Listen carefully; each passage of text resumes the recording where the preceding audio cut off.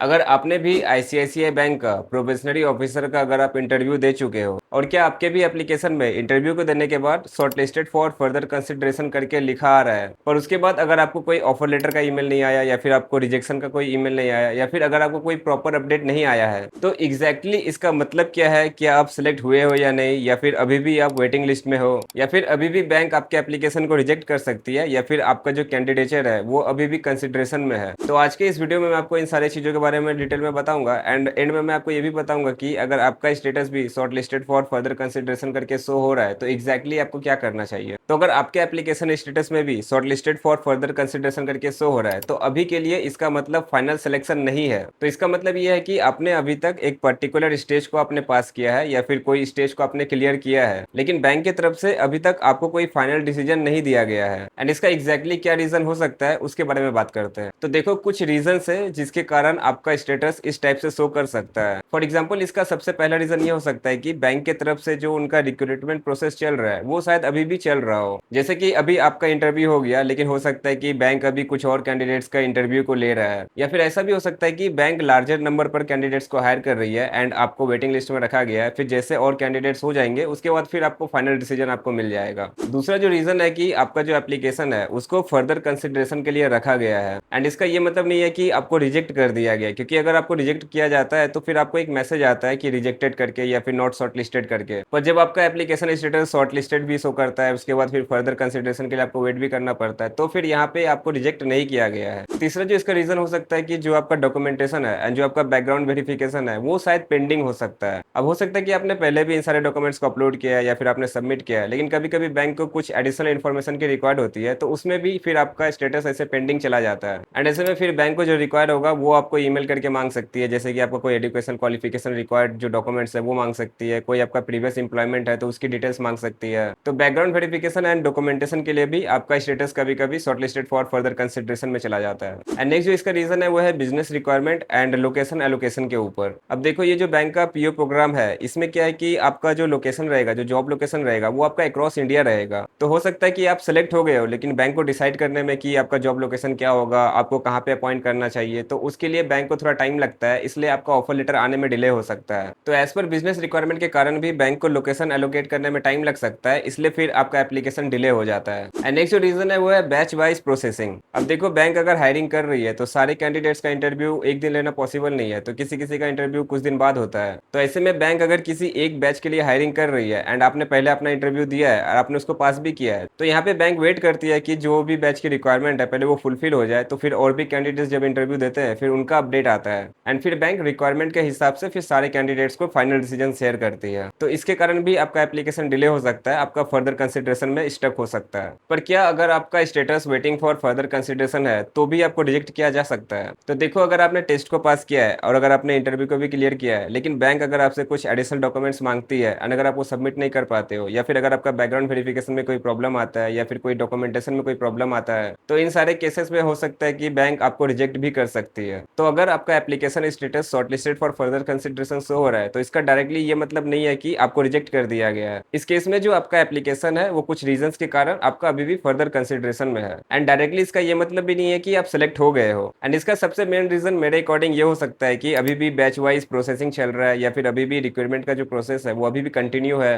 And आपका जो background verification है, जो डॉक्यूमेंटेशन का प्रोसेस है वो भी पेंडिंग हो सकता है। तो जनरली तीन तरह के एप्लीकेशन स्टेटस आपको देखने को मिलता है। पहला होता है रिजेक्टेड एंड नॉट शॉर्टलिस्टेड। इसमें क्या होता है कि बैंक आपको रिजेक्ट कर देती है या फिर आप क्वालिफाई नहीं करते हो, तो यहाँ पे ये आपका रिजेक्शन होता है। दूसरा जो स्टेटस होता है वो आपका शॉर्टलिस्टेड फॉर फर्दर कंसिडरेशन होता है एंड यहाँ पे आपका जो फाइनल सिलेक्शन है वो अभी तक कंफर्म नहीं होता है। एंड तीसरा आपका सिलेक्टेड या फिर ऑफर लेटर वाला स्टेटस होता है जिसमें आपको फर्दर प्रोसेस के लिए आपको क्वालिफाई कर लिया जाता है। तो अब बात करते हैं कि अगर आपका status shortlisted for further consideration show कर रहा है एंड ये बहुत दिनों से शो कर रहा है, मे भी हो सकता है आपका एक दो महीने से शो कर रहा है, तो एग्जैक्टली आपको क्या करना चाहिए? तो अगर आपका स्टेटस ऐसा शो कर रहा है तो फिर आपको पहले तो बिल्कुल भी पैनिक नहीं करना है, क्योंकि ये आपका रिजेक्शन नहीं है और ये आपका सिलेक्शन भी नहीं है, ये एक बीच का स्टेटस है। एंड यहाँ पे आपको बैंक के एचआर से आपको बात करना होगा, उनको कॉल करना होगा या फिर आपको उसको ईमेल करके आपको रिप्लाई मांगना होगा, क्योंकि इस केस में आपका जो एचआर रहेगा वही आपको फर्दर गाइड कर सकता है, वही आपको प्रॉपर इन्फॉर्मेशन दे सकता है। एंड आईसीआईसी बैंक के पीओ प्रोग्राम के लिए आपको एचआर को कैसे रीच आउट करना है, आपको कौन सा ईमेल पे भेजना है एंड आपको कौन से नंबर पे कांटेक्ट करना है, उसका डिटेल्स मैं आपको शेयर कर दूंगा। तो वहां पे आपको कॉल करके, आपको ईमेल करके आप आपको फर्दर अपडेट लेते रहना है ताकि आपका अभी स्टेटस क्या होने वाला है, क्या शो करेगा, वो आपको पता रहे।